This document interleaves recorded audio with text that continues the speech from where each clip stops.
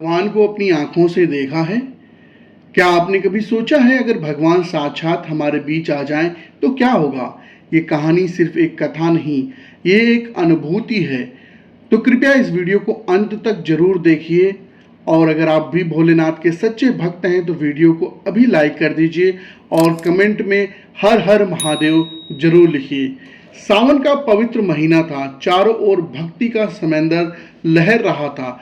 हर सड़क पर केसरिया झंडे, हर गली में बोल बम की गूंज, लाउड स्पीकर पर शिव के भजन और भक्त अपने कांवर के साथ हरिद्वार, गंगोत्री, गौमुख से निकल पड़े थे, अपने अपने गांव और शहरों से शिवालयों की ओर। इन्हीं भक्तों की भीड़ में एक रहस्यमयी साधु भी था। नीला शरीर, माथे पर भस्म और त्रिपुंड, गले में रुद्राक्ष की माला और हाथों में एक लोहे की अद्भुत कांवर, साधारण कांवर से दुगुना भारी। ना वो किसी से बोलता, ना किसी को देखता, बस भगवान शिव का नाम जपता हुआ धीरे धीरे आगे बढ़ता जाता। लोग दंग थे, लोग आश्चर्यचकित थे। कोई कहता ये साक्षात नीलकंठ है, कोई कहता ये महाकाल है और किसी ने तो सीधे कह दिया ये स्वयं शिव हैं। उस साधु के चारों ओर मानो हवा भी थम जाती थी। भक्तों की भीड़ खामोश होकर उसके पीछे पीछे चलने लगती। उसके चेहरे पर एक रहस्यमयी मुस्कान रहती, जैसे सब कुछ जानते हुए भी मौन। परंतु जैसा हर चमत्कार के साथ होता है, कुछ लोगों को उस पर शक भी हुआ।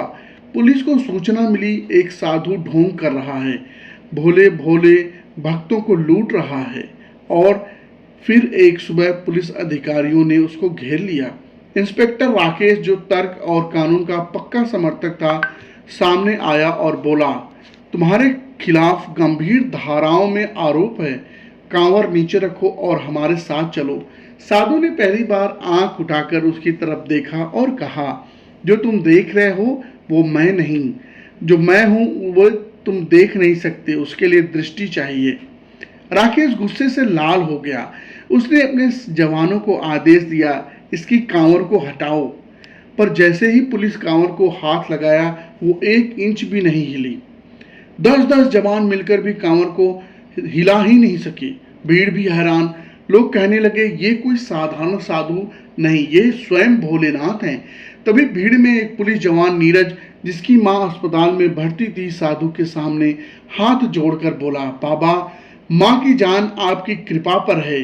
साधु ने केवल उसकी ओर देखा और बोला, जा, मां अब ठीक है। नीरज ने वहीं से फोन किया।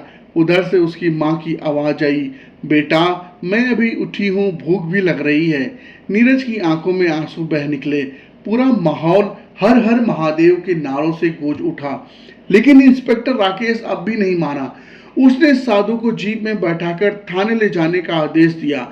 जैसे ही साधु जीप में बैठा, आसमान से बिजली कड़की, तेज बारिश शुरू हुई और जब पुलिस ने जीप का दरवाजा खोला, साधु गायब था। बस पीछे रह गई रुद्राक्ष की एक माला। राकेश ने कांपते हाथों से माला उठाई। जैसे ही उसने छुआ, एक अजीब सी ऊर्जा पूरे शरीर में दौड़ गई। उसकी आंखों से आंसू बह निकले। वो सिर्फ बुदबुदा रहा था, भोलेनाथ भोलेनाथ, जय शिव शंभो। इसके बाद वो साधु फिर कभी नहीं दिखा, परंतु उसके पीछे एक ज्वाला जला दी लोगों के दिलों में। राकेश भी बदल गया। अब वो इंस्पेक्टर नहीं था, वो शिव भक्त था, सेवक था। उसने वहीं पर एक छोटा सा मंदिर बनवाया, निराकारेश्वर धाम। लोगों को उस साधु की छोड़ी हुई रुद्राक्ष माला को सबसे पवित्र धरोहर माना। उसके बाद कई चमत्कार हुए। कोई गूंगा बच्चा बोलने लगा, किसी की वर्षों पुरानी बीमारी ठीक हो गई, किसी को संतान सुख मिला। लोग कहते वो साधु कहीं गया नहीं, वो अब भी हमारे बीच था। और एक दिन मंदिर में पड़ी माला के पास एक पर्ची मिली, जिस पर लिखा था, मैं अब भी यही हूँ।